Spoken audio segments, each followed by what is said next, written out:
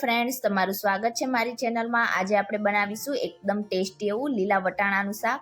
તો એકદમ રેસ્ટોરન્ટમાં મળે તેવું શાક આપણે ઘરે બનાવીને તૈયાર કરીશું। આ શાક બનવામાં એકદમ ઓછો સમય લાગે છે અને આ શાકને તમે રોટલી, પરાઠા કે નાન સાથે સર્વ કરી શકો છો। ખાવામાં એટલું ટેસ્ટી લાગશે કે તમે એકવાર ખાશો તો વારંવાર બનાવશો। તો ચાલો બનાવીએ। રેસીપી સારી લાગે તો વિડીયોને લાઇક કરજો, વધારેમાં વધારે શેર કરજો અને હજી સુધી જો તમે મારી ચેનલને સબસ્ક્રાઇબ ના કરી હોય તો સબસ્ક્રાઇબ કરીને બાજુમાં રહેલા બેલ આઇકન બટનને પ્રેસ કરજો, એટલે નવી નવી રેસીપીના નોટિફિકેશન આવશે। તો ચાલો બનાવીએ। તો હવે સૌથી પહેલાં તો મેં અહીંયા એક વાસણમાં પાણી ગરમ થવા માટે રાખી દીધું હતું। પાણી હલકું ગરમ થઈ જાય એટલે તેમાં 1.5 કપ ફ્રેશ લીલા વટાણા ઉમેરીશું, અડધી ટીસ્પૂન મીઠું ઉમેરીશું, મિક્સ કરીશું સારી રીતે અને આપણા પાણીમાં એક બોઇલ આવે ત્યાં સુધી આપણે વટાણાને બાફીશું। તો અહીંયા આપણે વટાણાને એકદમ સોફ્ટ નથી કરી દેવાના, બસ ફક્ત પાણીમાં એક બોઇલ આવે ત્યાં સુધી જ તેને બોઇલ કરીશું। તો અહીંયા થોડીક જ વારમાં તમે જોઈ શકો છો આપણા બધા જ વટાણા આ રીતે પાણી ઉપર આવી ગયા છે અને આપણા પાણીમાં એક બોઇલ આવી ગયો છે। તો આનાથી વધારે આપણે વટાણાને બિલકુલ પણ નહીં બાફીએ, ગેસની ફ્લેમ ઓફ કરી દઈશું અને હવે બાઉલ ઉપર આ રીતે ચાણી રાખીને આપણે વટાણામાં રહેલા બધા જ પાણીને નિતારીને વટાણાને આપણે સાઈડ ઉપર રાખીશું। હવે એક નાનો મિક્સર જાર લઈશું અને તેમાં 3 મીડિયમ સાઇઝના ટમેટાના આ રીતે મોટા મોટા ટુકડા કરીને ઉમેરીશું। એક લીલું મરચું આ રીતે કટ કરીને ઉમેરીશું અને અહીંયા મેં 5 થી 6 જેટલા કાજુને આ રીતે 2 પાર્ટમાં ડિવાઈડ કરીને તેને 10 મિનિટ માટે ગરમ પાણીમાં પલાળીને રાખ્યા હતા। તો કાજુને પણ આ રીતે આપણે મિક્સર જારમાં ઉમેરીશું। કાજુ ઉમેરવાથી આપણા શાકનો ટેસ્ટ એકદમ સરસ આવશે અને હવે પાણી નાખ્યા વગર જ એકદમ ફાઇન પેસ્ટ બનાવીને તૈયાર કરીશું। તો હવે શાક બનાવવા માટે ગેસ ઉપર કઢાઈ રાખીશું અને તેમાં 3 થી 4 ટેબલ સ્પૂન જેટલું તેલ ઉમેરીશું। તેલ સારી રીતે ગરમ થઈ જાય એટલે તેમાં 3 લવિંગ ઉમેરીશું, એક નાનો તજનો ટુકડો ઉમેરીશું, અડધી ટીસ્પૂન જીરું ઉમેરીશું અને જીરાનો હલકો કલર બદલાવા દઈશું। જીરાનો હલકો કલર બદલાઈ જાય એટલે તેમાં એક બાઉલ ઝીણી કટ કરેલી ડુંગળી ઉમેરીશું, મિક્સ કરીશું અને ડુંગળીને આ જ રીતે ખુલ્લી 2 મિનિટ માટે સાતળીશું। ડુંગળી હલકી સતળાઈ જાય એટલે તેમાં 1 ચમચી જેટલી આદુ અને લસણની પેસ્ટ ઉમેરીશું, મિક્સ કરીશું અને આદુ લસણની પેસ્ટ અને આપણી ડુંગળીનો હલકો એવો કલર ટ્રાન્સપરન્ટ થાય ત્યાં સુધી તેને મીડિયમ ગેસની ફ્લેમ પર સાતળીશું। અહીંયા થોડીક જ વારમાં તમે જોઈ શકો છો આપણી ડુંગળીનો હલકો કલર ટ્રાન્સપરન્ટ થઈ ગયો છે। તો હવે તેમાં મસાલા ઉમેરીશું, 1 ટીસ્પૂન ધાણા પાવડર ઉમેરીશું, અડધી ટીસ્પૂન હળદર પાવડર, 2 ટીસ્પૂન લાલ મરચું પાવડર ઉમેરીશું કે પછી મરચું તમારા ઘરમાં જે રીતે ખવાતું હોય તમે એ રીતે વધારે કે ઓછું ઉમેરી શકો છો। મિક્સ કરીશું સારી રીતે અને મસાલાને પણ આપણે ફરીથી 1 મિનિટ માટે સાતળીશું। તો આ રીતે મસાલાને આપણે 1 મિનિટ માટે સાતળીશું એટલે તેમાંથી એકદમ સરસ રીતે તેલ રિલીઝ થશે અને મસાલાની કચાશ પણ બધી જ દૂર થઈ જશે। મસાલા સારી રીતે સતળાઈ જાય એટલે આપણે જે ટામેટા, કાજુ અને મરચાંની પેસ્ટ બનાવીને તૈયાર કરી હતી તે બધી જ ઉમેરીશું અને મિક્સર જારમાં આપણે 1/4 કપ જેટલું પાણી ઉમેરીશું, રિન્સ કરીશું અને આ રીતે કઢાઈમાં ઉમેરીશું, મિક્સ કરી દઈશું સારી રીતે। તો અહીંયા આપણે ટામેટાની ગ્રેવી સાથે કાજુ પણ નાખ્યા હતા, તેનાથી આપણા શાકનો ટેસ્ટ એકદમ સરસ લાગશે, એકદમ રેસ્ટોરન્ટમાં મળે તેવું જ આપણું શાક બનીને તૈયાર થશે। તો આ રીતે થોડુંક મિક્સ થઈ જાય એટલે હવે તેમાં મીઠું ઉમેરીશું। તો અહીંયા મેં શાકના ભાગનું પણ મીઠું ઉમેરી દીધું છે, મિક્સ કરીશું અને 1 મિનિટ માટે આ જ રીતે તેને ખુલ્લું સાતળીશું અને ત્યાર પછી તેને ઢાંકીને ફરીથી આપણે 2 થી 3 મિનિટ માટે કૂક કરીશું। તો ગ્રેવી તમારી જેટલી સારી રીતે કૂક થશે શાકનો ટેસ્ટ એટલો જ સારો લાગશે। તો આ રીતે મિક્સ થઈ જાય એટલે હવે તેને ઢાંકીને 3 મિનિટ માટે આપણે કૂક કરીશું।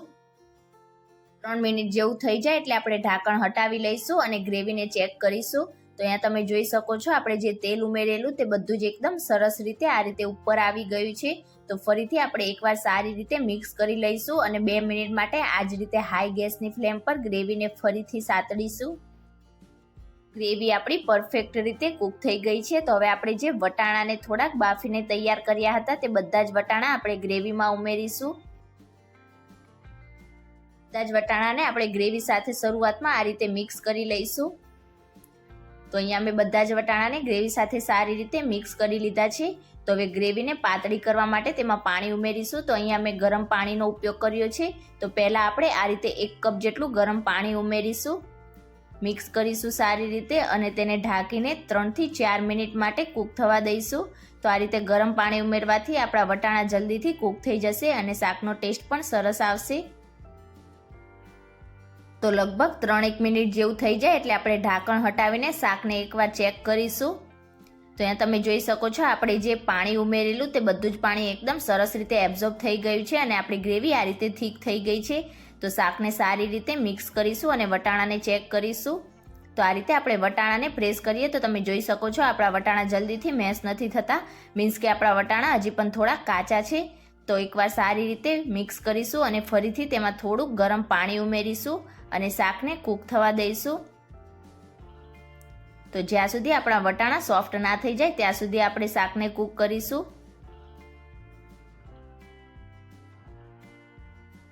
તો હવે લગભગ શાકને મેં ફરીથી 2 થી 3 મિનિટ માટે કૂક કરી લીધું છે. હવે ઢાંકણ હટાવીને ફરીથી આપણે એકવાર સારી રીતે મિક્સ કરીશું અને વટાણાને ચેક કરીશું. તો અહીંયા તમે જોઈ શકો છો ફરીથી આપણી ગ્રેવી એકદમ સરસ એવી થીક થઈ ગઈ છે અને આપણે જે તેલ ઉમેરેલું તે બધું જ એકદમ સરસ રીતે રિલીઝ થઈ ગયું છે. તો આપણે આ રીતે વટાણાને પ્રેસ કરીએ તો તમે જોઈ શકો છો આપણા વટાણા એકદમ સરસ રીતે મેશ થઈ જાય છે, મીન્સ કે આપણા વટાણા એકદમ સરસ રીતે કૂક થઈ ગયા છે. જો તમારા વટાણા થોડા કાચા હોય તો તમારે ફરીથી તેને 1 થી 2 મિનિટ માટે કૂક કરી લેવાના. હવે તેમાં અડધી ટીસ્પૂન ગરમ મસાલો ઉમેરીશું. 1 ચમચી જેટલી કસૂરી મેથીને હાથેથી ક્રશ કરીને ઉમેરીશું. આ શાકમાં કસૂરી મેથીનો ટેસ્ટ એકદમ સરસ લાગશે.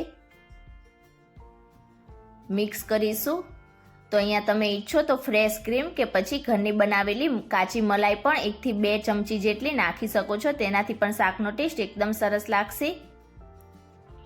તો અહીંયા મને ગ્રેવી થોડીક થીક લાગે છે તો ફરીથી તેમાં 1/4 કપ જેટલું ગરમ પાણી ઉમેરીશું. મિક્સ કરીશું સારી રીતે અને આ જ રીતે ખુલ્લું તેને ફરીથી 1 મિનિટ માટે કૂક કરી લઈશું. તો જો તમે શાક થોડા સમય પહેલાં બનાવીને રાખવાના હોય અને સર્વ કરવામાં થોડો સમય હોય તો જ્યારે તમે શાકને સર્વ કરો ત્યારે તેમાં આ રીતે થોડું ગરમ પાણી ઉમેરીને ગ્રેવીની કન્સિસ્ટન્સી પરફેક્ટ કરી શકો છો. તો અહીંયા મેં શાકને લગભગ 1 મિનિટ માટે ફરીથી કૂક કરી લીધું છે અને તમે જોઈ શકો છો એકદમ સરસ રીતે તેલ મસાલા બધું જ રિલીઝ થઈ ગયું છે. તો ઉપરથી ફ્રેશ ઝીણા કટ કરેલા લીલા ધાણા ઉમેરીશું.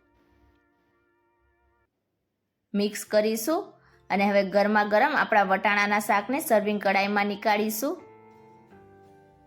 તો તમે ક્યારે આ રીતે એકદમ રેસ્ટોરન્ટ જેવું લીલા વટાણાનું શાક ઘરે ના બનાવ્યું હોય તો એકવાર આ રેસીપી જરૂરથી ટ્રાય કરજો, બહુ ટેસ્ટી એવું લાગશે. આ શાકને તમે રોટલી, પરાઠા કે નાન સાથે સર્વ કરી શકો છો.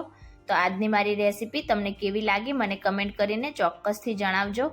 રેસીપી સારી લાગી હોય તો વિડીયોને લાઇક કરજો, વધારેમાં વધારે શેર કરજો અને ચેનલને સબસ્ક્રાઇબ કરીને બાજુમાં રહેલા બેલ આઇકન બટનને પ્રેસ કરજો એટલે નવી રેસીપીના નોટિફિકેશન આવશે. Thank you for watching.